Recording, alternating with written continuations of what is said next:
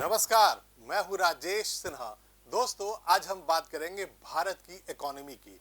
हम बात करेंगे भारत की इकोनॉमी जो बस कुछ वर्षों के बाद ही एक ऊंची छलांग लगाने वाली है। हम आपको वो बताने वाले हैं। हम और भी बात करेंगे कि जो दुनिया की जो इकोनॉमी है, बाकी देशों की इकोनॉमी है, उनकी जो अर्थव्यवस्था है वो आज किस हाल में है और हम कितनी तेजी से आगे बढ़ रहे हैं कि पूरी दुनिया की निगाहें और जितनी भी क्रेडिट रेटिंग एजेंसीज हैं दुनिया भर की, वो हमारे ऊपर नजर क्यों रख रही हैं और उनके जो आकलन है उसके अनुसार भारत की इकोनॉमी कितनी तेजी से ग्रो कर रही है और आखिर हम कहां पहुंचने वाले हैं।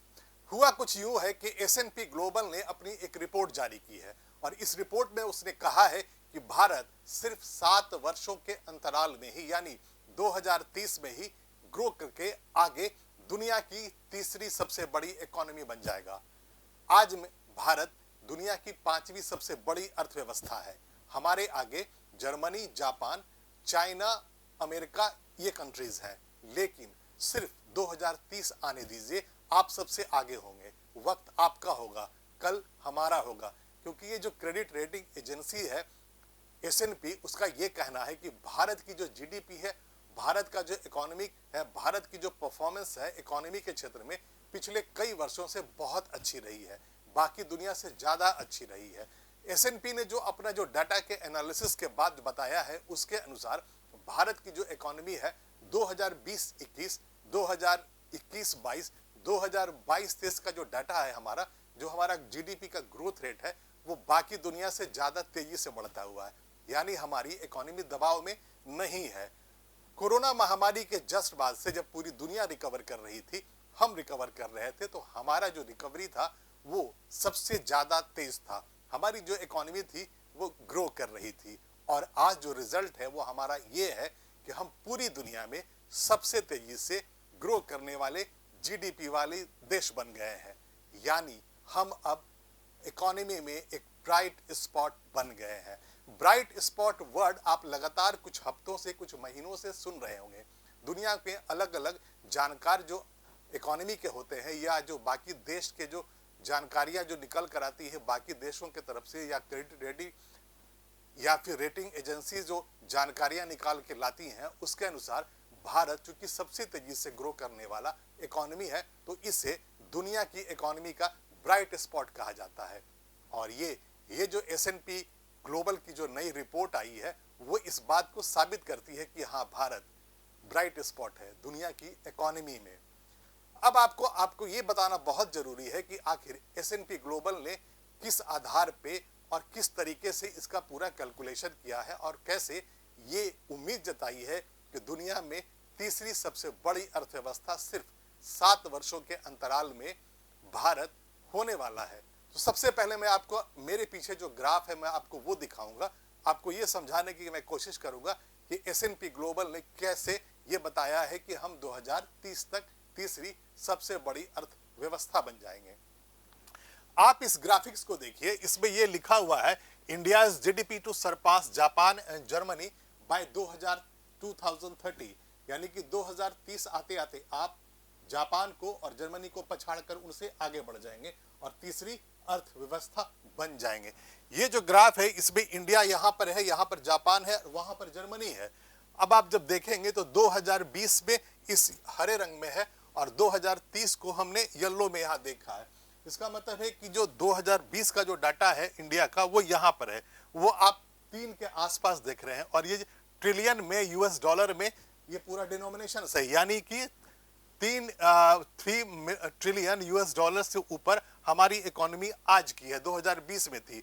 और आगे यानी कि 2030 की अगर हम बात करें, जो अनुमान लगाया है S&P ग्लोबल ने, उसके अनुसार यहां पर हमारी जो इकोनॉमी है वो 7+ है, यानी कि 7 ट्रिलियन US डॉलर हमारी इकोनॉमी हो जाएगी 2030 तक। और अगर आप जापान को देखते हैं तो जापान अभी हमसे बहुत आगे है, जापान 5+ पे है अभी है 2020 में, हम 3+ पे है। जर्मनी हमसे बहुत आगे है, वो 4+ पे है। लेकिन जब 2030 आता है, जब 7 वर्षों के अंतराल के बाद जब आप इकोनॉमी को देखेंगे तो उस वक्त जापान और जर्मनी आपसे नीचे होगा, आपसे पीछे होगा। देखिए इस ग्राफ में साफ दिख रहा है कि भारत का जो GDP होगा वो 7 ट्रिलियन से ऊपर होगा, जापान उससे नीचे है और जर्मनी उससे भी नीचे है। और यही S&P ग्लोबल बता रहा है पूरी दुनिया को कि भारत आने वाले वक्त में सिर्फ 7 वर्षों में 2030 में ही दुनिया की सबसे बड़ी तीसरी अर्थव्यवस्था बन जाएगा। अब आपको इस खबर की मैं डिटेल जानकारी दूंगा, मैं आपको बताऊंगा कैसे इस जो पूरी रिपोर्ट आई है वो कैसे इस बात को साबित करती है कि भारत की जो इकोनॉमी है बहुत तेजी से ग्रो कर रही है और आगे भी ग्रो करती रहेगी। दुनिया की 5वीं सबसे बड़ी अर्थव्यवस्था भारत ने 2021 और 2022 2 वर्षों की मजबूत आर्थिक वृद्धि के बाद 2023 में भी अपनी तेज रफ्तार को कायम रखा है। भारत 2030 तक 7.3 लाख करोड़ डॉलर की जीडीपी के साथ जापान को पीछे छोड़कर दुनिया की तीसरी और एशिया की दूसरी सबसे बड़ी अर्थव्यवस्था बन जाएगा। ये जो लाइन है वो मैं आपको बता रहा हूं जो S&P ग्लोबल ने अपने अनुमान में बताया है, लेकिन जब हम भारत की इकोनॉमी की बात कर रहे हैं तो आपको मैं थोड़ा डाटा और बता देता हूं। वहां पर इस जो आप ग्राफिक्स में देख रहे हैं ये भारत सरकार का डाटा है और इकोनॉमिक सर्वे जो 22-23 का उसके अनुसार था। यहां पर जब आप जीडीपी ग्रोथ रेट को आप देखेंगे तो 2019 में ये 3.7% था जीडीपी ग्रोथ रेट। उसके बाद 2021 में -6 में आ गया था। ये माइनस भी इसलिए आया था कि उस वक्त कोरोना की महामारी हो रही थी, लॉकडाउन लगा था, बाजार बिल्कुल ठप पड़ गए थे, तो जाहिर है आपकी जीडीपी की जो ग्रोथ रेट है वो नीचे जाएगी, इकोनॉमी आपकी कमजोर पड़ेगी। लेकिन आप फिर यहां पर देखें 21-22 में जो आपका जो जीडीपी का ग्रोथ रेट था 8.7 था, यानी कि आपने ऊंची छलांग लगाई थी, कोरोना महामारी के बाद आपने रिकवरी कर ली थी। और फिर जब हम 22-23 की बात करते हैं तो जीडीपी का ग्रोथ रेट है इंडिया का वो 7% है। 23-24 यानी चालू वित्त वर्ष में भी आप 6.8 तक का ग्रोथ रेट का अनुमान लगा रहे हैं। तो जाहिर है जो S&P ग्लोबल ने जो कहा है वो बिल्कुल ये साबित करता है कि हाँ, भारत की जो इकोनॉमी है वो ब्राइट स्पॉट है पूरी दुनिया में और हम लगातार बहुत अच्छा परफॉर्मेंस कर रहे हैं आर्थिकी के क्षेत्र में। अब जब हम S&P ग्लोबल की रिपोर्ट की बात कर रहे हैं तो आपको मैं वो S&P ग्लोबल की रिपोर्ट है वो दिखाता हूं और मैं एक्सप्लेन करता हूं कि उस रिपोर्ट में क्या लिखा हुआ है। इंडियन इकोनॉमिक आउटलुक ये पार्ट है उस रिपोर्ट का। उन लोगों ने जो डाटा रिलीज किया है वो यही है। After 2 years of rapid economic growth in 2021 and 22, the Indian economy has continued to show sustained strong growth during 2020 calendar year, यानी कि 2021 और 2022 में लगातार बहुत अच्छा इकोनॉमिक परफॉर्मेंस करने के बाद भी 2023 में ये जो चालू वित्त वर्ष है भारत का उसमें जो हमारा जो ग्रोथ है बहुत ही स्ट्रांग है। The near-term economic outlook is so continued rapid expansion during the remainder of 2023 for 24 underpinned by strong growth in domestic demand। मतलब जो घरेलू हमारी जो मांग है, हम चूंकि बहुत बड़ी आबादी वाले देश है और जो हमारे यहाँ जो मैन्युफैक्चरिंग होती है हमारे पास खुद ही इतना बड़ा बाजार है, तो जो डोमेस्टिक जो डिमांड होता है हमारे यहाँ उसके आधार पर हमारी इकोनॉमी बहुत मजबूत पहले भी थी, आज भी है। The acceleration of foreign direct investment inflows into India over the past decade reflects the favorable long-term growth outlook for the Indian economy, helped by a youthful demographic profile and rapidly rising urban household incomes। इसका मतलब ये निकलता है कि जो FDI है वो इसका जो इन्फ्लोज है, यानी कि जो FDI भारत में आ रहा है वो लगातार बहुत आ रहा है और हमेशा से उसका जो आने का जो स्पीड है उसका जो लेवल है वो बरकरार रहा है, यानी कि FDI भारत में लगातार आता है। और उसकी वजह ये है हमने भारत ने जो पिछले एक 10 वर्षों में जो रिफ्लेक्ट किया है favourable long term growth outlook, मतलब हम इंडियन इकोनॉमी को एक ऐसा एक आउटलुक में दुनिया देख पाती है कि जो ग्रोथ होगा आने वाले टाइम में वो बहुत मजबूत होगा। और इसीलिए जो फाइनेंशियल इंस्टीट्यूशंस है, जो बाकी जो इन्वेस्टर्स है दुनिया भर के, वो इंडिया में FDI दे रहे हैं, यानी कि फॉरेन डायरेक्ट इन्वेस्टमेंट दे रहे हैं, फॉरेन एक्सचेंज हमारा बढ़ रहा है, हमारे पास US डॉलर आ रहा है और बहुत बड़ी मात्रा में आ रहा है। और इसके लिए मतलब इंडिया की जो इकोनॉमी ग्रो की है उसके लिए हमारा youthful demographic profile and rapidly rising urban household income, यहाँ पर आपको समझना बहुत जरूरी है। हमारा जो डेमोग्राफी है, हमारी जो जनसंख्या है उसमें युवा बहुत बड़ी संख्या में। यही S&P ग्लोबल कहता है कि जो हमारा यूथफुल डेमोग्राफिक प्रोफाइल है, हमारे यहाँ जो वर्कर्स हैंड्स, युवाओं की जो संख्या है बहुत बड़ी है, जो काम करने वालों की संख्या बहुत बड़ी है, और साथ में rapidly rising urban house hold income, यानी मिडिल क्लास जो है इंडिया का, वो हमेशा से बहुत बड़ा मार्केट रहा है इंडिया की इकोनॉमी को। हम बहुत बड़ा जो हिस्सा होता है मैन्युफैक्चरिंग का, अपने गुड्स का, हम खुद ही उसको आराम से उसको हम खपत कर लेते हैं। यानी हमारे यहाँ जो डिमांड और सप्लाई में जो डिफरेंस आता है वो ज़्यादा नहीं होता है। जितना हमारे यहाँ सप्लाई होता है हम खुद उसका कंजप्शन भी कर लेते हैं, क्योंकि हम खुद ही एक बहुत बड़े मार्केट हैं। और इसमें इस रिपोर्ट में ये कहा गया है जो मिडिल क्लास है इंडिया का, उसका मजबूत पिलर है भारतीय इकोनॉमी का। This rapid pace of economic expansion would result in the size of the Indian GDP exceeding Japanese GDP by 2030, making India the second largest economy in the Asia Pacific region. By 2022, the size of Indian GDP had already become larger than the GDP of the UK and also France. ये बता रहा है कि 2030 में तो आप Japan को पछाड़ के आगे निकल ही जाएंगे, और 2022 में आप ऑलरेडी ब्रिटेन की जीडीपी को, फ्रांस की जीडीपी को आप पीछे छोड़ चुके हैं। और by 2030 India's GDP is also forecast to surpass Germany. मतलब S&P ग्लोबल ये कह रहा है, डंके की चोट पे कह रहा है कि उन लोगों ने जो डाटा की एनालिसिस की है, भारत के इकोनॉमी पर जो नजर रखा है पिछले कई वर्षों से, उन्हें ये अनुमान आ रहा है, उन्हें लग रहा है कि जो भारत की इकोनॉमी है, जो पहले फ्रांस और ब्रिटेन को पीछे छोड़ चुकी है, आने वाले वक्त में सिर्फ 7 वर्षों में वो जर्मनी और जापान को पीछे छोड़ के दुनिया की तीसरी सबसे बड़ी अर्थव्यवस्था बन जाएगा। S&P ग्लोबल के मुताबिक भारत की आर्थिक वृद्धि दर 2023-24 में 6.3% रहेगी। यानी कि जो चालू वित्त वर्ष है उसमें जो हमारा जीडीपी का ग्रोथ रहेगा वो 6+ रहेगा। इससे भारतीय अर्थव्यवस्था चालू वित्त वर्ष में दुनिया में सबसे तेजी से बढ़ने वाली प्रमुख अर्थव्यवस्था होगी।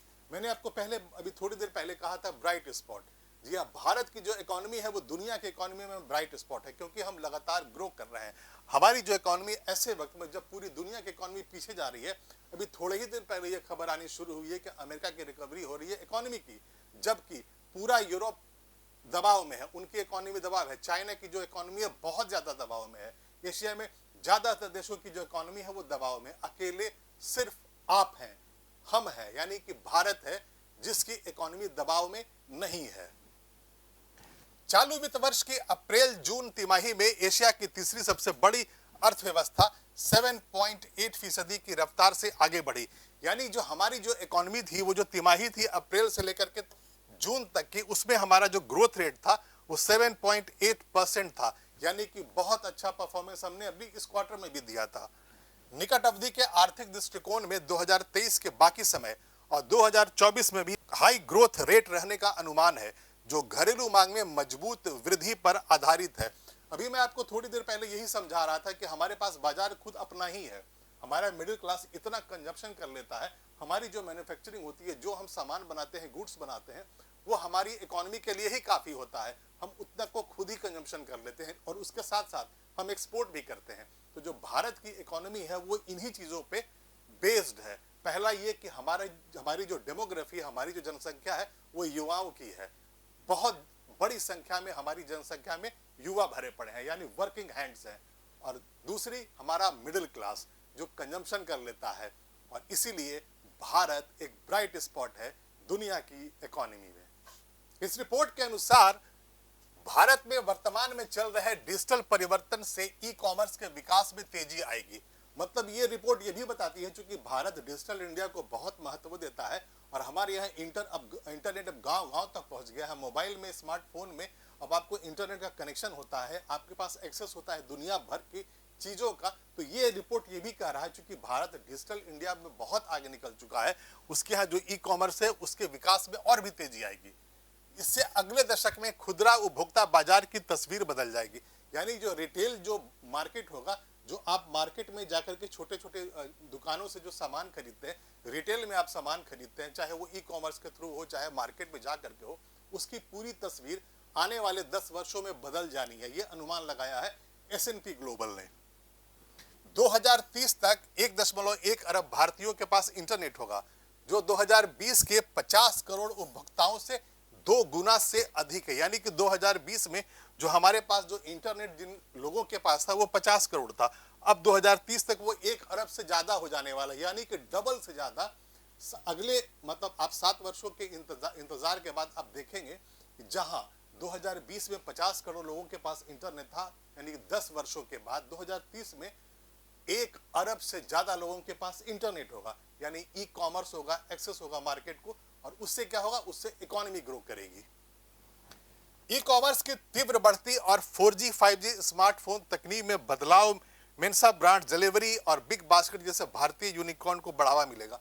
मतलब उससे जो बहुत सारी ऐसी कंपनियां हैं, बहुत सारे ऐसे प्लेटफॉर्म्स हैं जो रिटेल में हैं और मार्केट को वो बढ़ावा देते हैं, तो इनको भी बढ़ावा मिलेगा, क्योंकि हमारे पास इंटरनेट का जो एक्सेस होगा वो और ज़्यादा बढ़ता चला जाएगा। हमारी जो मैन्युफैक्चरिंग होगी, हमारे मिडिल क्लास और हमारे रूरल एरिया में इतनी खपत हो जाती है, तो ये जो प्लेटफॉर्म्स हैं, ये जो तरीके हैं मार्केटिंग के, वो उनको भी बढ़ावा देंगे।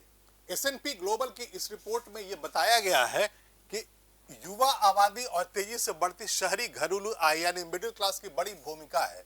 भारतीय अर्थव्यवस्था के दीर्घकालिक दृष्टिकोण यानी कि लॉन्ग टर्म जो हम आउटलुक देखते हैं, वो कई प्रमुख विकास कारकों में समर्थन मिलता है। बहुत सारे फैक्टर्स हैं जो लॉन्ग टर्म जो हम आउटलुक इकोनॉमी का ग्रोथ देखते हैं उसको समर्थन करते हैं, यानी कि वो उसको सपोर्ट करते हैं। इसमें सबसे महत्वपूर्ण जो कारक है भारत का बड़ा व तेजी से बढ़ता मिडिल क्लास, जो उपभोक्ता खर्च बढ़ाने की मदद कर रहा है। हम अभी थोड़ी देर पहले ये डिस्कस कर रहे थे कि जो हमारी जो स्ट्रेंथ है वो युवा हमारी आबादी है और दूसरा हमारा मिडिल क्लास है। इस रेटिंग एजेंसी ने यह भी कहा है कि भारत में जो FDI का इनफ्लो होगा वो लगातार बढ़ता जाएगा। रेटिंग एजेंसी ने कहा पिछले दशक में भारत में प्रत्यक्ष विदेशी निवेश यानी कि फॉरेन डायरेक्ट इन्वेस्टमेंट प्रवाह में तेजी भारतीय अर्थव्यवस्था के लिए अनुकूल दीर्घकालीन विकास के दृष्टिकोण यानी कि लॉन्ग टर्म आउटलुक, डेवलपमेंट का जो लॉन्ग टर्म आउटलुक जिसे हम कहते हैं कि हम देखते हैं कि जो विकास की गति होगी वो तेज होगी आने वाले वक्त में, वो उसे दिखा रही है। भारत में FDI इनफ्लो में पिछले 5 वर्षों में बड़ी वृद्धि देखी गई है और यह तेजी 2020 से 2022 के दौरान यानी कोरोना काल में भी देखने को मिली है। अब यह समझने वाली बात है, कोरोना काल में महामारी में पूरी दुनिया बुरी तरह त्रस्त थी, सबका मार्केट डाउन होता, लॉकडाउन था, महीनों तक मार्केट्स बंद थे, लेकिन भारत में FDI आ रहा था। यह अद्भुत है, यह आपके भविष्य को दिखाता है। एक तरफ जहां अमेरिका, यूरोप, चाइना सब बुरी तरह परेशान थे, त्रस्त थे, उनकी इकोनॉमी खराब हो रही थी और चाइना से जो इन्वेस्टर्स थे अपने पैसे निकाल रहे थे, बहुत बड़ी संख्या में भारत आए और जो FDI का जो इनफ्लो था वो कोरोना महामारी में भी इंडिया में बहुत स्ट्रांग था। इंडिया में जो FDI का इनफ्लो रहा है वो पिछले 10-20 वर्षों का जो पूरा इतिहास है, मैं आपको S&P ग्लोबल के इस ग्राफिक्स से समझाता हूं। India foreign direct investment inflows, ये US डॉलर में बिलियन में है। ये 2001 से शुरू होता है और 2023 तक दिखाया गया है। अब जब आप इस चार्ट को देखते हैं, इस ग्राफ को देखते हैं, तो यहां पर आपकी नजर आती होगी कि ये जो वक्त है 2019-20 से लेकर के 2022-23, इसमें जो FDI का इनफ्लो है बहुत ज्यादा है, यानी हमारे पास बहुत ज्यादा फॉरेन एक्सचेंज आया है इन 4 वर्षों में। तो यहां पर आप देखिए कि 2019-20 यानी कोरोना काल में भी जब आप देखेंगे तो 70 बिलियन US डॉलर का हमारे पास इनफ्लो आया था फॉरेन एक्सचेंज का। उसके बाद अगर हम 20-21 को देखते हैं तो ये और बढ़ गया, ये 80 बिलियन US डॉलर के आसपास हमारे पास FDI का इनफ्लो था और 2021-22 ने तो और कमाल कर दिया, वो 85 बिलियन के आसपास हमारे पास इनफ्लो आया था फॉरेन एक्सचेंज का। और जो 22-23 का था वो भी आप देख रहे हैं यहां पर 70 बिलियन से ऊपर है, यानी कि जो हमारा जो FDI का इनफ्लो है वो बहुत ही प्रभावशाली है। आप खुश हो सकते हैं, हम खुश हो सकते हैं, पूरा भारत ये मान सकता है कि भारत की जो इकोनॉमी है वो स्ट्रांग है और इसका जो फ्यूचर है बहुत ब्राइट है। क्योंकि आप देखिए, एक बार दोबारा मैं इस चार्ट को आपको दिखाता हूं। 2000 से 2001 का जो हमारा एफडीआई का इन्वेस्टमेंट था, देखिए यहाँ पे, देखिए कितना छोटा सा यहाँ पे इसका इंडेक्स है। 2002 ये 10 से भी नीचे, यानी 5 के नीचे ही होगा, यानी कि 5 बिलियन के आसपास होगा। वैसे आप अगर लगातार देखते हैं तो 2005-06 तक ये 10 बिलियन यूएस डॉलर के आसपास होता है। लेकिन 2006-07, ये आपको भी याद होगा कि उस वक्त इंडिया की जो इकोनॉमी थी बहुत स्ट्रांग परफॉर्मेंस दे रही थी, तो उस वक्त जो एफडीआई का जो इनफ्लो था वो बढ़ गया था, यानी कि 20 बिलियन यूएस डॉलर से ऊपर जा रहा था। फिर 8-9 में तो ये बहुत तेजी 40 बिलियन यूएस डॉलर चला गया, और उसके बाद 2011-12 में ये 50 बिलियन यूएस डॉलर के आसपास रहा। तो इसका मतलब साफ है कि जो भारत का जो एफडीआई इनफ्लो है वो पिछले कुछ वर्षों से बहुत स्ट्रांग था। अब जो ये S&P ग्लोबल की जो रिपोर्ट है उसमें ये भी बताया गया है कि जो आपके यहाँ जो एफडीआई आता है भारत में, वो कहां से आता है और सबसे ज्यादा कहां से आता है। By source of origin of FDI inflows, Singapore, Mauritius and United Arab Emirates were 3 of the 4 top sources of FDI inflows into India in 2022-23 alongside the USA। यानी कि ये रिपोर्ट ये बताती है कि अमेरिका के अलावा जो सबसे ज्यादा जो हमारे पास एफडीआई का जो इनफ्लो था वो सिंगापुर, मॉरिशस और यूनाइटेड अरब एमिरेट से था। मतलब अमेरिका तो आता ही है, वहां से तो फॉरेन एक्सचेंज हमारे पास बहुत सारा आता ही है, एफडीआई वहां से इन्वेस्टमेंट तो आता ही है। लेकिन जो मिडिल लेवल के जो कंट्रीज हैं, आप उनकी बात कर ले तो सिंगापुर, मॉरिशस और यूएई से भी आया था। This highlights the growing importance of India's bilateral economic and investment relationship with global financial hubs in emerging markets, in addition to strong ties with advanced economies like USA, Japan, European union and UK. इसका मतलब यह है कि जो हमारा आप जो दुनिया की जो बड़ी इकोनॉमी है, जो विकसित इकोनॉमी है, अमेरिका है, जापान है, यूरोपियन यूनियन है और ब्रिटेन है, उसके अलावा जो हमारे जो बायलैटरल जो रिलेशन है भारत के दूसरे देशों के साथ, उसके आधार पे, उसकी मजबूती के आधार पे हमारे पास एफडीआई का जो इनफ्लो रहा था वो इमर्जिंग मार्केट से भी रहा। वो इमर्जिंग मार्केट मतलब सिंगापुर है, मॉरिशस है, यूएई है, ये इमर्जिंग मार्केट्स माने जाते हैं दुनिया के इकोनॉमी में। और हमारे पास विकसित देशों के अलावा इन मार्केट से भी एफडीआई का इनफ्लो लगातार होता रहा। भारत में जब एफडीआई के इनफ्लो की बात कर रहे हैं तो आपका ये जानना भी बहुत जरूरी है कि आखिर जो एफडीआई आता है वो सबसे ज्यादा कहाँ आता है, उसके बाद कहाँ आता है। तो जो S&P ग्लोबल ने जो अपनी रिपोर्ट जारी की है उसमें जो ग्राफ है मेरे पीछे, मैं आपको उसमें समझाता हूँ। ये पूरा चार्ट है और इसमें यह बताया गया है कि in the year financial year 2022-23 the state of Maharashtra accounted for the largest share of the total FDI inflows at 29% of the total. यानी कि महाराष्ट्र को 29% एफडीआई आया, जो पूरा जो एफडीआई आया उसमें 29% सिर्फ महाराष्ट्र में आया। Karnataka accounted for a further 24%, यानी कि कर्नाटक के पास 24% का शेयर गया।